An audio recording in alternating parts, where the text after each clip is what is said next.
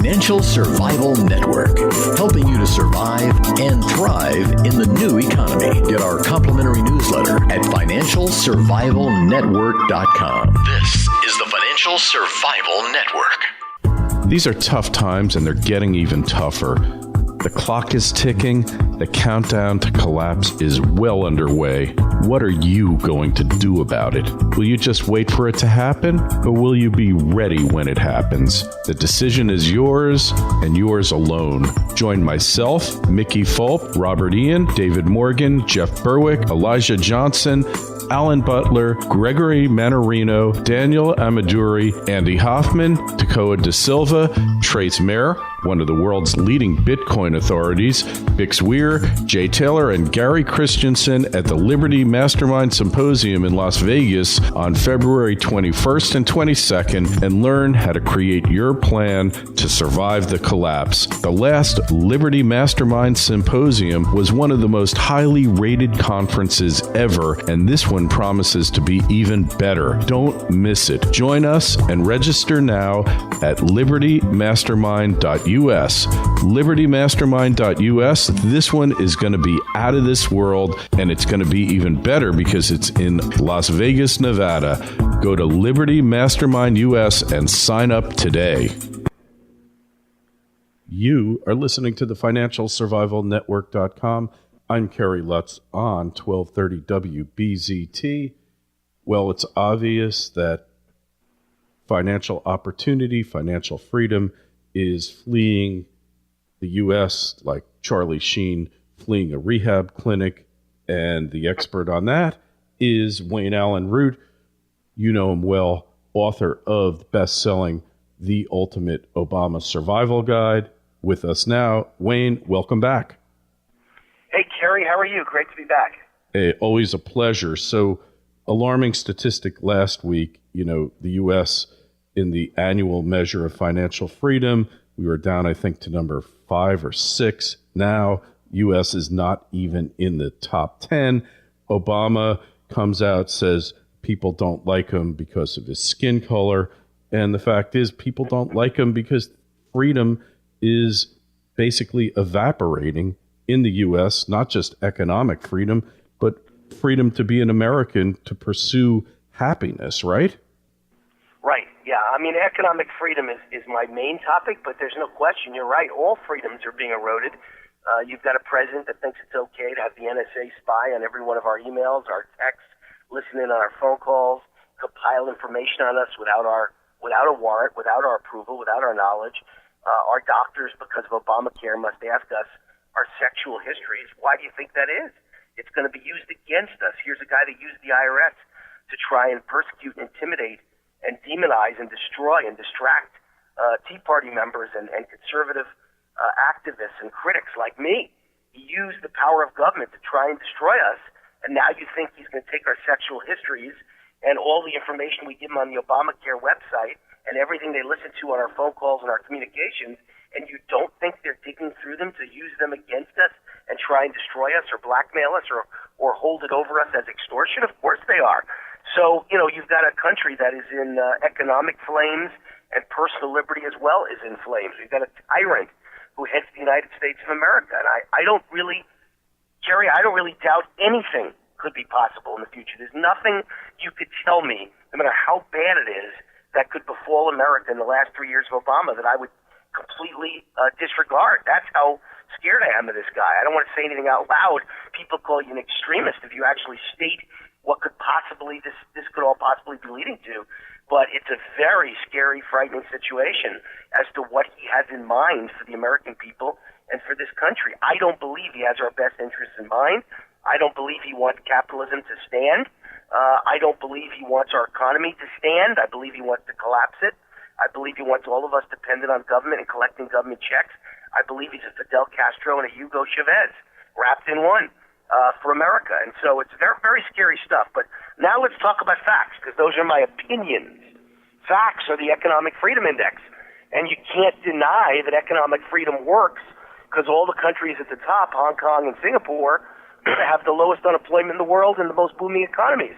And then at the bottom are the countries that make you almost laugh when you talk about them, the countries that are last, Argentina, North Korea, Iran, Bolivia, Cuba, Congo. I mean, these are the countries at the bottom. Ethiopia. You know, when you realize that Afghanistan, by the way, right at the bottom. So when you realize countries that don't have economic freedom, Zimbabwe, Venezuela, these are the bottom countries. So economic freedom equals greatness, booming economy, lots of jobs. Fact. Lack of economic freedom, this index proves, equals the worst places in the world to live, led by tin pot dictators and tyrants.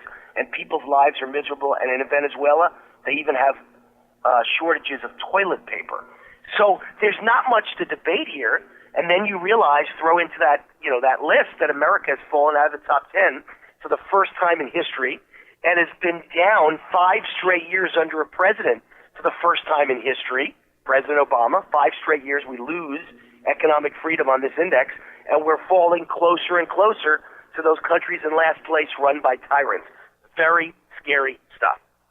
And last week he just announced that he's not going to bother with Congress any longer. He's basically going to rule by fiat or executive order. Real democratic process there, isn't it? Yeah, I mean, there's just so many things to worry about with this president. I mean, you know, I called it all. I hate to brag here, but I told you so. I told everyone that he was my college classmate, and all my classmates at Columbia University, class of 83, were radical and extreme and bragged of being communists and socialists and Marxists, and they bragged of taking down the American economy any way they could. And then they got one of theirs elected to the White House, and I told everyone this was the second coming of Karl Marx. This was the communist dream. This guy was going to use his power, even if Congress was Republican. He'd just go right around them or over them or under them, and he'd use his years in office to do whatever he could to damage or destroy the United States of America and American exceptionalism and Judeo-Christian values. And that's exactly what he's done. I don't know why anybody would now doubt it. I predicted it. I was right, and it's happening right in front of your very eyes. So, you know, you can use that as the example, my NSA example. You can use the one you just brought up, that he's using his presidential powers to just bypass Congress and pass any law he wants to without approval, without any checks and balances that are in the Constitution, without caring about what the judiciary or the House or the Senate thinks or the people. You could use the fact that he had a chance to, you know, I always say government does not create jobs, and it doesn't. But it can steal taxpayer money, steal other people's money, and use that money to create government jobs. Now, I always say government jobs are a loser, you know, because we spend so much money on them and the health care on them and the long-term pensions on them. They're actually losers. But still, the only direct claim a president can make to ever creating a job is he stole taxpayer money, he used our money, and he created a job. Okay, so here's the one chance Obama can use to prove he created jobs. So he built his own website, which is defective, by spending about $1 billion between the building and now the fix. And he chose to hire 2 companies that employ foreign workers, one of them based in Canada, the other company based in Ireland, and they all employ foreign contract workers at much cheaper rates than American workers. I mean, folks, if you hear this stuff, it's almost like it's out of a fictional soap opera, you know, Wisteria Lane, you know, Housewives of Washington, D.C., because you just can't believe it's possible that a Democratic president who claims he believes in jobs and the middle class and saving jobs and creating jobs has a chance to actually hire people, and he hires foreign workers with foreign companies with your taxpayer money.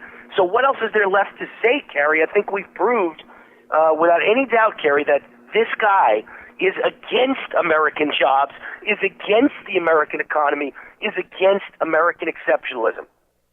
Hey, no question about it. And, you know, I was doing a little research on the company that's replacing CGI Federal, a company by the name of Accenture. And do you know what that company used to be called? Yeah. Isn't it an offshoot of Anderson Accounting? Arthur Anderson.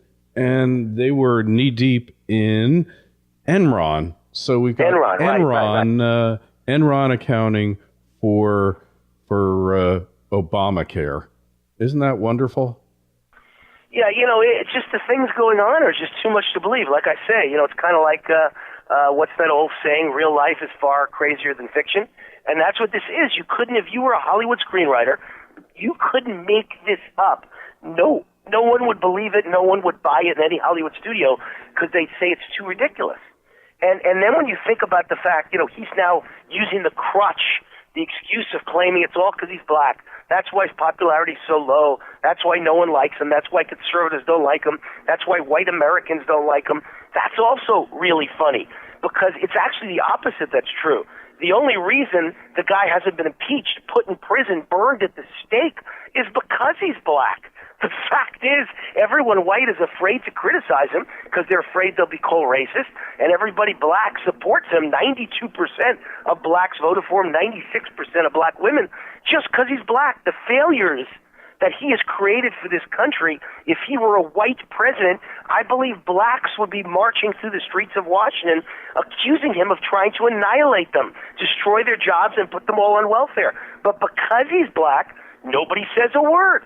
So it's actually the exact opposite of the truth, and that makes sense because everything Obama ever does and says is the exact opposite of the truth, a la his mentor in life, Saul Alinsky, who wrote The Ends Justify the Means. You could lie all you want in order to turn America into a communist country. That's what Saul Alinsky believed in, and that's what Obama's doing. Everything that comes out of his mouth is a lie or misrepresentation.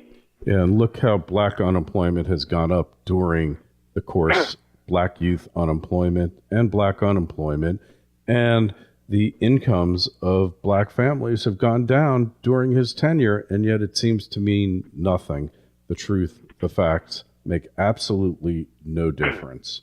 Well, and, I just wrote the commentary for Fox News. It should be out in the next couple of days. No, Mr. President, we don't despise you because you're black. And I pointed out his record of failure, his failed performance is the reason we hate him. And the fact that he's a liar is the reason we hate him. But then I ended it, I think, with some really interesting comments. I said, first of all, I don't despise Obama. I despise his beliefs and policies. I don't even know the man. How could I despise the man? It's not personal. It's just based on performance.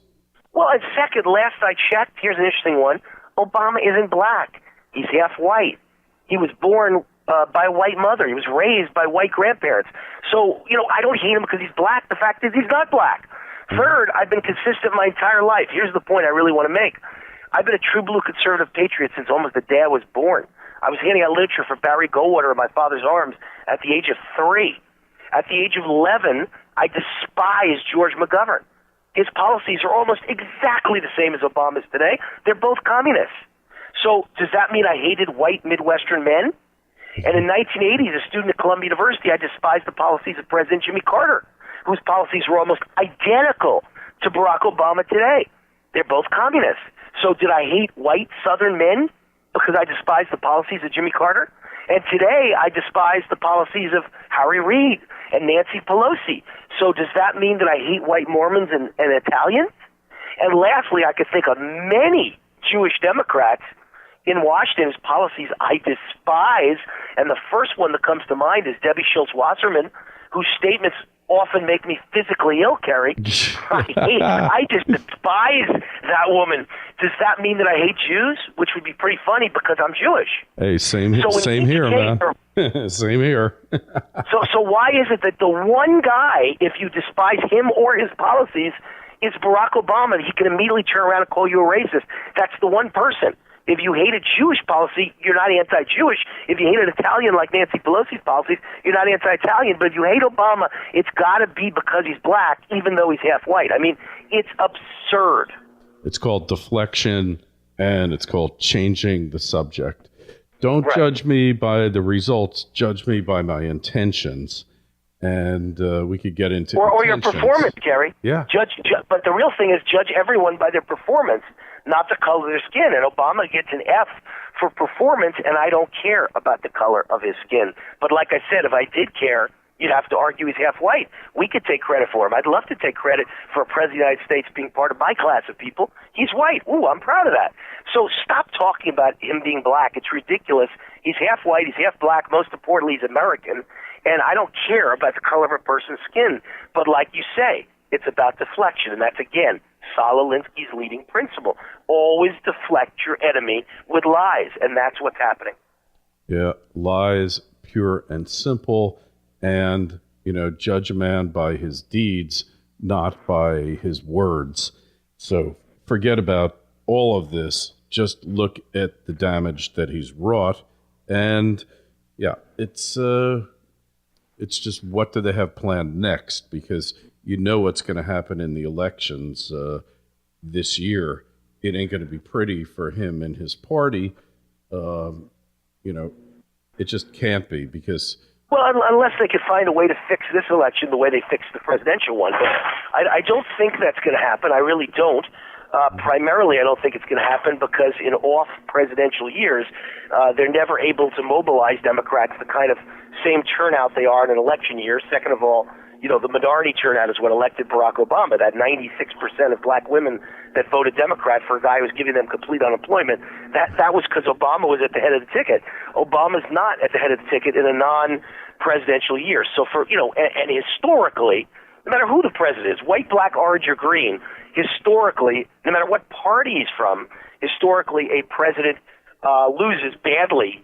His party does in the second year midterm election. So for all those reasons, probably I'm assuming Republicans are going to do good. But the question is, we have a way of snatching defeat from the jaws of victory. So I'm confident we'll do good, but I'm certainly not certain we'll do very good, Kerry. And then what will we do with it? Remember that time when the Republicans had all three branches of government under Bush and spending went out of control. And, right.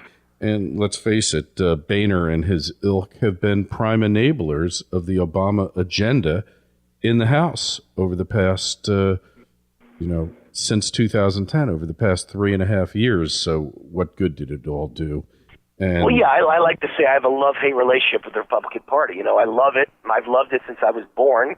My father was a Jewish Republican butcher from Brownsville, Brooklyn, who taught me to love the Republican Party. I remember, at my youngest age, I still remember my father saying, which should be used today in every campaign race, by the way, he said, the Republican Party, son, is not the party of the rich. It's the party of anyone who ever hopes to have a chance to be rich. And it's the party of anyone who would like their children to ever be rich one day and do better than them. And I can't think of a better way to describe what the Republican Party should be about. That's opportunity and mobility, and economic freedom. But unfortunately, I have a love-hate relationship because I believe in them, I love them, I give them everything I've got, and they blow it time and time again, and they don't even treat true conservative patriots like me well. So, it's a love-hate relationship. It really is. They're very nasty to the Tea Party, not quite as bad as Obama, but not what you'd expect. They sure don't treat their own base very well. And my grandfather, Kerry, was a butcher in Bronxville, New York. He had a very successful butcher store after years of working as a butcher in Bronxville, New York, right on the Bronx borderline in Westchester County. You know it well. Sure. And my grandfather used to say, the number one rule in business is the customer is always right, and if the customer's wrong, refer back to rule number one. And the fact that the Republican Party and John Boehner treats their most loyal base of customers, Tea Partiers and patriotic conservatives like me and you, badly, and really takes us for granted and occasionally even badmouths us and doesn't stand up for us when liberals attack us is just amazing because that's the number one rule of business. And they're violating it every single day. So, yes, I despise Obama and his policies, but at the same time, I don't really think I have very good friends in the Republican Party either. Yeah, well, that's the first rule of politics is go along to get along. And they just want a seat at the table of power. They don't really care about the good of the country. The first rule is line their own pockets. And Schweitzer has put out a book called... Yeah, I saw it. Yeah, very good book. Very good book. Yeah. Exploitation. And that's what they do. They just line their own pockets first and foremost, and those of their interests. And well, listen, they don't care about the country. My present book is The Ultimate Obama Survival Guide. It just finished the year 2013 as one of the top 10 political hardcover books of the year. Very proud of that.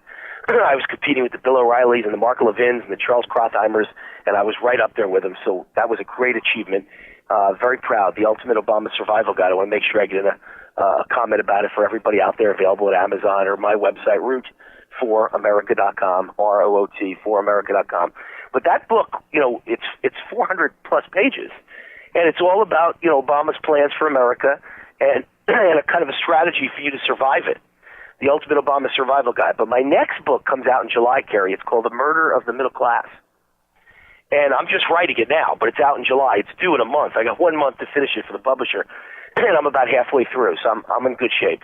And The Murder of the Middle Class is much more about everybody teaming up together, both Democrats, Obama, how about rhino Republicans, who are establishment D.C. moderate Republicans, teaming up with Obama to compromise and agree on deals that destroy America, unions, judges, lawyers, the Bilderbergs, central bankers, the Federal Reserve. All of those groups together, Kerry, are out for one thing, and that's themselves. It's not for America. It's not for the middle class. It's not for patriotism. It's for themselves. The biggest one is big business. Big business now cares about one thing and one thing only, and that's big business. And they don't care if they have to destroy the whole middle class and run us over. They'll cut deals with either Republicans or Democrats that create more regulations and more taxes and more complexity so they do well while small business and the middle class gets destroyed. They're greedy beyond belief. Big banks, Wall Street, and big business together are not on our side anymore. They're not our friends. They're not Republicans. They give checks to both sides, and they only care who's going to give them the biggest benefit. So that's what we're up against now, Kerry, the murder of the middle class. We're up against all those groups that are out for only themselves, none of whom care about the middle class or the greatness of America. Exactly. You got it right, and they know how to play the game. You just look at a GE. They've got skyscrapers full of lobbyists and lawyers and accountants, so they pay no taxes, and right. Arguably there shouldn't be a corporate income tax. That's my feeling. Well, I would agree with that. I have no problem with that. There should not be a corporate income tax, but if there is one, you certainly can't have a company that makes $12 billion paying zero. And if they do, what people don't understand is, number one, the head of GE is Jeffrey Immelt, who's best friends with Obama. Yeah. Exactly. And so he's a guy that pays no tax, and Obama couldn't care less. And number two, if a big company like that pays no tax on $12 billion, guess who gets stuck with the bill? Because someone has to bring in taxes. Us, the middle class. So that's what's happening to America is when the GEs of the world won't pay their taxes, you get hit, middle class people and small business, with much higher taxes to make up for the lack of money being paid by a billion-dollar multinational corporation. You know how much money GE has in the bank right now, scattered around the world? Probably more than the U.S. government, right? $120 billion. And you know who Definitely more than the U.S. government. You know who got bailed out by the U.S. government and the Fed in 2008? Yeah, they were first on the list. Okay? Right. Because, that's why when you tune into MSNBC and CNBC, both owned by GE, and NBC is owned by GE, you know that every single thing they say is tainted and biased and prejudiced in favor of the guy who bailed them out, Barack Obama. Exactly. You got it. So you can't believe a word they say, which is why people are deserting the mainstream media in droves, going to little websites like yours and mine, little in comparison. But, that's why there's zero trust for the media. Walter Cronkite, actually, it's $130 billion now. I take it back as of September 30th of last year. And this is why there's zero trust for the media and why they're going the way of the buggy whip. So, well, we'll see. They're going by the way of the buggy whip for you and me and conservatives, but the reality is the majority of Americans still get their news from a source like that, or certainly the majority of everybody left besides the smart conservatives who are going. Yeah. Fox News and Drudge Report and your site and my site, Root for America, but the majority of other people certainly still go to the NBCs, CNBCs, and the MSN, and that's a problem. Yep, definitely a problem. So anyway, we're going to see you in about a month at the Liberty Mastermind Symposium. You're headlining at the Friday night dinner. We can't wait to hear what you have to say. I know it's going to be exciting. I can't wait to come there. I'm so thrilled that you invited me. It's my hometown, Las Vegas, or I should say my adopted hometown. Of course, my actual hometown is Mount Vernon, New York, in Westchester County. Born in Mount Vernon Hospital, but my adopted home is now Las Vegas for the last about almost 15 years. Love it here. No state income tax, no business income tax, no capital gains tax on the state level, no inheritance tax on the state level. and about half the property taxes that you pay in New York. So I call it heaven, and I love it here, and I think it's a great example of where the world is headed. People are leaving New York in droves and California in droves. High-tax states, they're heading to my state, Nevada, and so I'll get a chance to address all of that when I talk to all of you at your event on that Friday night dinner. So looking really forward to it, Kerry. Once again, let me remind everybody the book is The Ultimate Obama Survival Guide. My website is rootforamerica.com, and I've actually got a free report available to everybody at that website. Just go to rootforamerica.com or call 800-519-6270. That's 800, toll-free, 519-6270 for a free report on this economy and what you can do to save yourself. And, of course, you want to get tickets to see Wayne, libertymastermind.us, libertymastermind.us. One more thing, Wayne. I'm sure you caught this headline. Governor Cuomo basically telling conservatives, libertarians like you and me, Republicans, to basically leave the state. I think he's a little late there. I think most of us have already gone. We voted with our feet already, but quite amusing. And for the party that's always preaching tolerance, he sounded a little bit intolerant, didn't he? Yeah, well, they are always intolerant. And once again, that's Saul Alinsky. You preach intolerance, but you claim to be the party of tolerance. That's Saul Alinsky at its finest. The ends justify the means. Isn't that funny? Can you imagine if I was the governor of Nevada and I said, you know, all liberals should get out of the state. We don't want you here. Can you imagine? Not that I wouldn't say it and mean it, but the reality is you couldn't say it because the press would destroy you and you'd be called an intolerant person. So conservatives don't do things like that. It's not that we don't have a thought about it. I've thought all the time, not only Nevada, I think all liberals should get out of America. If they don't like what the Founding Fathers stood for, why are they trying to change it and make it their way? They should just go to a different country that already has their policies. There is one real close by. It's called Cuba. So if you don't like America and capitalism and economic freedom and people being allowed to keep their own money and people being able to talk on the phone without being listened to, why not go to a place where all of that, the opposite of all that is already happening, Cuba or Venezuela? I've often thought that, but I would never dare say it out loud because you'd be destroyed by the liberal media. But he says it out loud, and I don't think anyone's going to destroy the governor of New York, are they? Because he's a liberal like them.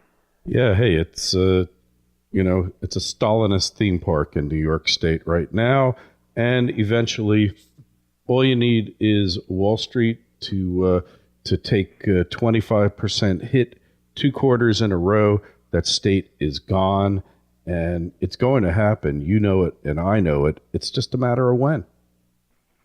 Yeah, it is just a matter of when. And with that, I've got to go because I've got another radio interview coming in. So, Kerry, I really appreciate you having me on your show. As always, you know, every time you call, I answer the bell because I'm a fan of yours and your show and what you try to do for America, and that's why I'm speaking at your event as well. So I want to thank everybody for listening, and I want to thank you for having me on. Website, rootforamerica.com, and the book is The Ultimate Obama Survival Guide. And I've got it, and likewise, Wayne, I'm a big fan of yours. Hey, we're New Yorkers, man, right? We think kind of the same on this. Once a New Yorker, always a New Yorker, to the consternation of Mr. Cuomo. Likewise, libertymastermind.us. Wayne, can't wait to connect with you. February 21st, 22nd, libertymastermind.us, Root for America. Thanks, Wayne. I'll be there. Thanks. See you then. Hi, it's Kerry Lutz. I recently decided to move my retirement account into physical precious metals to hedge against the coming times. If you want to move an existing retirement account into physical precious metals that you can hold in your hand, tax-free, there's no company that can do it more quickly and efficiently than Regal Assets. It took them just 24 hours to open my new IRA account, and all I had to do was fill out one simple form. The best part is that Regal Assets does all the work for you. They cover the setup and administrative costs for 2013. If you're interested in making the same move I did, call 855-678-6620, 855-678-6620. That's 855-678-6620, or visit them at regalassets.com. You'll be glad you did, and tell them Kerry sent you. The Financial Survival Network, helping you to survive and thrive in the new economy. Get our complimentary newsletter at financialsurvivalnetwork.com. This is the Financial Survival Network.